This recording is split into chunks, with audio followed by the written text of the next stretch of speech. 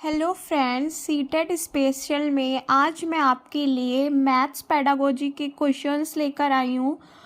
I know कि सभी के लिए मैथ पेडागोजी बहुत हार्ड होती है। इनफैक्ट मेरे लिए खुद ये बहुत हार्ड है। तो कोई नहीं, आज इसको इजी बनाते हैं इसकी प्रैक्टिस करके। तो चलिए स्टार्ट करते हैं। हमारा फर्स्ट क्वेश्चन है, निम्नलिखित में से कौन सा गणितीय प्रक्रम नहीं है। तो गणित का प्रक्रम क्या नहीं है? कंठस्थ करना, यानी चीज़ों को रटना, याद करना। तो ये गणित का प्रक्रम नहीं है। नेक्स्ट है हमारा, योग पर निम्नलिखित शाब्दिक समस्याओं को पढ़िए। पहली समस्या है, एक टोकरी में 15 संतरे हैं और दूसरी टोकरी में 17 संतरे हैं। ये सब मिलाकर कितने संतरे हैं? एक 9,950 वाले मोबाइल फ़ोन की कीमत में बजट के बाद 375 की वृद्धि हो गई। नई कीमत क्या है? निम्नलिखित में कौन सा कथन सही है? तो ये हमें दो स्टेटमेंट दिए हुए हैं और इनसे रिलेटेड ये हमारे कथन है। तो हमें पता करना है कौन सा सही है। तो इसका सही आंसर हो जाएगा नंबर ए। फर्स्ट योग की समुच्चय संरचना को प्रदर्शित करता है और सेकंड योग की संवर्धन। समुच्चय और संवर्धन संरचना ऐसे है, इसमें जिस संवर्धन मतलब कीमत को बढ़ाकर इसमें जोड़ा गया है और इसमें अलग अलग कीमत दी गई है। नेक्स्ट है हमारा, पियाजे के प्रस्ताव के अनुसार माप में विभिन्न भौतिक राशियों के संरक्षण की योग्यता के विषय में सही कथन को पहचानिए।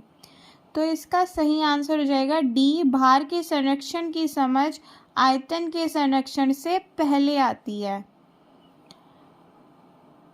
एक अध्यापक कक्षा 4 के छात्रों को निम्नलिखित कार्य देता है। 25 टाइलों को सभी संभव आयताकार व्यू में व्यवस्थित करें। इस कार्य में निम्नलिखित में से कौन सी गणितीय अवधारणाओं को संबोधित किया जा सकता है? तो सही आंसर हो जाएगा ए, क्षेत्रफल, गुणनखंड और परिमाप। नेक्स्ट क्वेश्चन है हमारा, निम्नलिखित समुच्चयों में से कौन सा गणित में प्रश्न हल करने का कौशल है? तो इसका हमारा सही आंसर हो जाएगा बी, विवेचन करना, चर का प्रयोग करना, प्रतिरूप देखना। नेक्स्ट क्वेश्चन है हमारा, वैन हेले के स्तर जिस विकास की अवस्थाओं का संकेत करते हैं वह है। तो वैन हेले के जो हमारे स्तर हैं वो किन अवस्थाओं का वो करते हैं? इसका सही आंसर हो जाएगा हमारा नंबर बी, ज्यामिति चिंतन। तो याद रखना, वैन हेले जो है ज्यामिति चिंतन को की अवस्थाओं का विकास का संबंध रखते हैं। नेक्स्ट है हमारा, राष्ट्रीय पाठ्यचर्या की रूपरेखा एनसीएफ 2005 की अनुशंसा के अनुसार प्राथमिक विद्यालयों का गणित पाठ्यक्रम। इसका सही आंसर हो जाएगा नंबर डी, छात्रों के प्रतिदिन अनुभवों से संबंधित होना चाहिए कि छात्र प्रतिदिन क्या सीख रहे हैं। नेक्स्ट हमारा क्वेश्चन है, दो दशमलव वाली संख्याओं के गुणन जैसे कि 0.3 इंटू 0.2 इजिकल टू 0.06 की संकल्पना को समझने के लिए निम्नलिखित में से कौन सा शिक्षण अधिगम साधन उचित है? तो इसका सही आंसर हो जाएगा सी, ग्राफ पेपर। आपने सभी ने देखा होगा, ग्राफ पेपर होता है, लाइनें लाइनें होती हैं उसमें। तो ये जो है हमारे पॉइंट में जो ये गुणनखंड होते हैं इनके लिए उसका इस्तेमाल किया जाता है।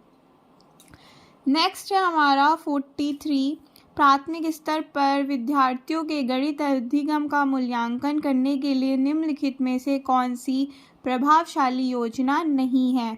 तो इसमें हमें गलत ऑप्शन चूज़ करना है। गाइस, हम ना एग्ज़ाम में ये गलती बहुत करते हैं, हम नहीं को ना ध्यान नहीं देते। तो आप प्लीज़ ये गलती मत कीजिएगा। तो इसका सही आंसर हो जाएगा हमारा नंबर सी, मुख्यतः समूह संचालित कार्यों का प्रयोग किया जाए। नेक्स्ट क्वेश्चन है, गणितीय अध्यापन को प्रभावी बनाने के लिए निम्नलिखित में से कौन सी विशेषता नहीं है? तो इसमें हमें जो विशेषता नहीं है उसको पहचानना है। तो हमारा सही आंसर हो जाएगा ए, एक नई संकल्पना का परिचय देने के लिए समय के नियम का कठोरता से पालन करना। नेक्स्ट है हमारा, एक स्कूल में ये हमारा जो है सॉल्व करने का क्वेश्चन है गाइस। तो होप कि आप ये खुद सॉल्व करने की, पेडागोजी से रिलेटेड नहीं है। तो मैं आपको यहाँ मैथ की पेडागोजी कराऊंगी।